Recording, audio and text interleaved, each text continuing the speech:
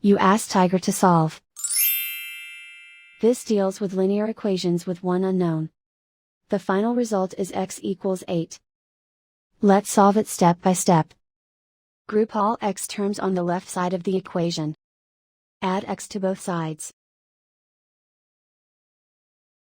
Group like terms. Simplify the arithmetic. Group like terms.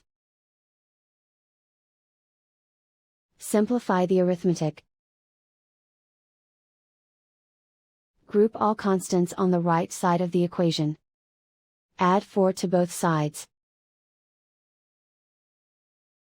Simplify the arithmetic.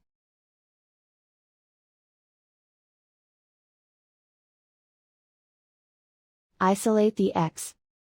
Divide both sides by 3. Simplify the fraction. Find the greatest common factor of the numerator and denominator. Factor out and cancel the greatest common factor. And so the final result is x equals 8.